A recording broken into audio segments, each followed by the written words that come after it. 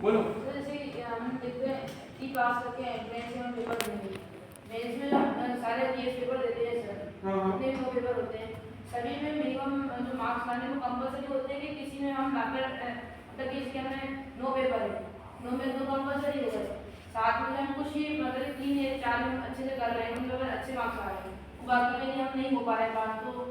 ऐसा नहीं होता, पासिंग क्राइटेरिया नहीं होता, पासिंग क्राइटेरिया 10% होता है, तो 25 नंबर तो कोई भी रहता है, जो मीन्स दे रहा है इतना नंबर तो नहीं आएगा, वो इशू नहीं होता है। अल्टीमेटली हमेशा रेस इस चीज की होती है कि आपके सारे नंबर जोड़ के कितने नंबर आ रहे हैं, कोई ऐसा पेपर नहीं होता कि इस पेपर में पास भी करना है, इतना परसेंट पासिंग मार्क्स है, ऐसा कुछ नहीं। और इंटरव्यू का सर उसमें कुछ नहीं, किसी में भी पासिंग मार्क्स नहीं होते,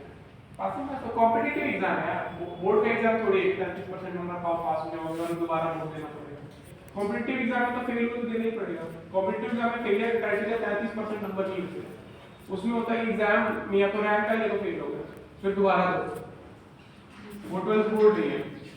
ठीक है। हाँ सर, अक्सर हम कई बार सुनते हैं कि मतलब कई लोगों को हमने सुना है कि इंटरव्यू नहीं हो पाया मेरा, तो वो समझ नहीं पाते, मतलब उसका ही पासिंग मार्क देता है कि इतना करना होता है 275 में। नहीं, इंटरव्यू कोई पासिंग मार्क्स नहीं होते हैं, एक्चुअली उनका इंटरव्यू नहीं हुआ, वो ये कह के अपनी एक कमी छुपा रहे होते हैं कि हमारा मेंस में बहुत कम नंबर था, वही ना सर, क्योंकि मेंस में अगर अच्छे नंबर आ गए सर और हमें मेंस में अच्छे 50 नंबर ही आ पाए, एक बहुत एवरेज इंटरव्यू के मार्क्स के साथ जो आईएएस बन सकते हो यार, लोगों की 70 रैंक आ चुकी है इंटरव्यू में, मात्र 148 नंबर ला करके 275 में से, और बताओ इंटरव्यू में ऑन एन एवरेज 175 नंबर मिलते हैं, ऑन एन एवरेज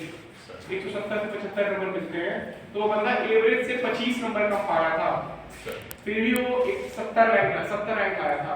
ठीक है। अभी वो आईएएस ऑफिसर है छत्तीसगढ़ काडर में, ठीक है, आप लोग गूगल भी कर सकते हो, 148 नंबर लक्ष्मण नाम है, ठीक है। तो मतलब आप समझ रहे हो, ये वो तो बंदा हो सकता है कि मेरे को इंटरव्यू बहुत ही खराब गया था, इंटरव्यू में नहीं हुआ का मतलब ये नहीं होता है कि इंटरव्यू में नंबर कम है, इंटरव्यू में नहीं हुआ का 99% ऑफ टाइम्स ये मतलब होता है कि मेरे मेंस पे नंबर इतने अच्छे नहीं थे कि इंटरव्यू और मेंस जोड़ करके मैं एग्जाम क्लियर कर पाऊँ, ठीक है। मेंस में कोई बात थोड़ी है कि हम जो इतने ही नंबर पा सकते हैं, इसके ऊपर नंबर नहीं पा सकते, पाओ या जितना नंबर पाना है पाओ, इतने नंबर पा जाओ मेंस में कि इंटरव्यू में 100 नंबर भी पाओ तो सिलेक्शन हो जाए, और हो सकता है। बहुत सारे लोग ऐसे होते हैं जिनके मेंस में इतने नंबर होते हैं कि उनके इंटरव्यू में, जैसे मेरे ईयर में मेंस में एक लड़की के नंबर थे 870 के आसपास, उसके इंटरव्यू में अगर 90 नंबर भी होते ना तो भी वो कट ऑफ क्लियर कर लेती, क्योंकि 953 कट ऑफ थी, और 870 में 90 जोड़ के कितना होगा 960, ठीक है। वो आईआरएस हो जाती 960 पे, जनरल कट ऑफ 953 नंबर थी मेरे साथ, तो आप तुम देख लो, वो तो पागल रहनी चाहिए कि 90 नंबर कैसे हो सकता है, पर उसको 90 नंबर पे भी सिलेक्शन मिल रहा था, ठीक है। और क्वेश्चन सर, जैसा अभी आपने बताया कि हमें क्या क्या पढ़ना है, पर सर हमें ये क्लियरिटी नहीं है कि हमें क्या नहीं पढ़ना है, क्या नहीं पढ़ना है ये पता है, जब तक पढ़ोगे नहीं तब तक पता नहीं चलेगा मतलब ये मैं आपको नहीं बता सकता कि क्या क्या चीजें हैं जो एकदम नहीं पढ़नी है, जब तक आप खुद उस प्रोसेस में नहीं जाओगे ना, खुद प्रीवियस ईयर क्वेश्चंस नहीं देखोगे, आपको नहीं समझ में आएगा। मैं अगर 1000 चीजें लिस्ट भी कर दूं ना तो मैं 4000 चीजें लिस्ट नहीं कर पाऊंगा जो आपको नहीं पढ़नी है, तो वो आपको तभी पता चलेगी जब आप खुद पढ़ोगे, खुद डिसाइड करोगे अच्छा ये नहीं पढ़ना है। और ऐसा नहीं है कि इसमें किसी की गाइडेंस की जरूरत नहीं होती है गाइडेंस की जरूरत, और जब तक आप पढ़ना शुरू नहीं करोगे ना गाइड नहीं कर पाएगा कोई, क्योंकि मैं भी आपसे सिलेबस के बीच में किसी टॉपिक की एकदम बात करने लग जाऊंगा और आपको नहीं समझ में आएगा, तो फिर मैं बता ही नहीं पाऊंगा ना कि क्या इसमें नहीं पढ़ना है। जब तक आपने कोई चीज पढ़ना रखी हो तब तक मैं उसके बारे में आपको बताऊंगा कि इस चीज का ये पार्ट नहीं पढ़ना है तो कैसे समझ में आएगा, तो उसके लिए आपको पहले पढ़ना पड़ेगा, ठीक है। और सर, आपका जैसे रेटिंग हम कर रहे हैं इंग्लिश हिंदी माध्यम से, तो उसको लिखने के लिए हमें लिखते समय हमें किस किस चीज़ का ध्यान रखना चाहिए? अच्छी हिंदी आनी चाहिए और किस चीज का ध्यान रखना है, मतलब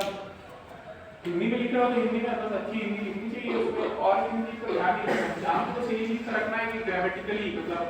ग्रामर सही हो, व्याकरण में कोई गलती नहीं होनी चाहिए, दूसरी चीज जो भी अब आप हिंदी में, अंग्रेजी में, उर्दू में, जो है तेलुगु में, मलयाली में, जिस भी लैंग्वेज में लिख रहे हो, अपनी जो बात कहनी चाहते हो वो स्पष्ट लिख पा रहे हैं। हमें लैंग्वेज से दिक्कत नहीं होती है, हमें समझने से दिक्कत होती है। तो जो एग्जामिनर है ना वो उसी लैंग्वेज में पढ़ रहा है जिस लैंग्वेज में आप लिख रहे हो, लेकिन बस आप उस भाषा में अपनी बात पूरी तरह से उस सामने वाले को बता पा रहे हैं, इस बात पर ध्यान रखना बहुत जरूरी है। हाँ, और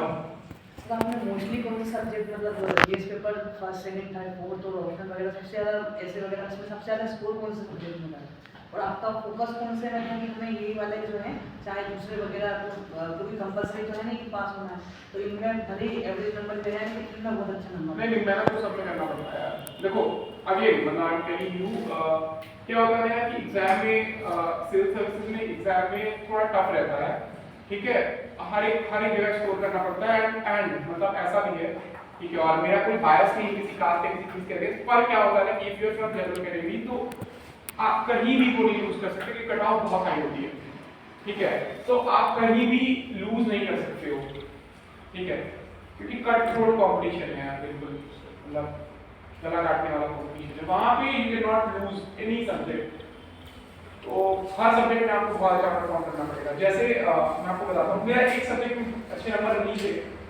ठीक है, और एसए में अच्छे नंबर नहीं थे। मेरा ऐसा था कि मैंने 2 अटेम्प्ट दिए, पहले अटेम्प्ट में मेरे एसए में बहुत अच्छे नंबर थे, दूसरे अटेम्प्ट में नंबर नहीं आए, क्योंकि एसए थोड़ा रैंडम है, फिलोसॉफिकल एसेज आते हैं, फिलोसॉफिकल टॉपिक ऐसे रहता है कि विजडम, डिफाइंड ट्रुथ,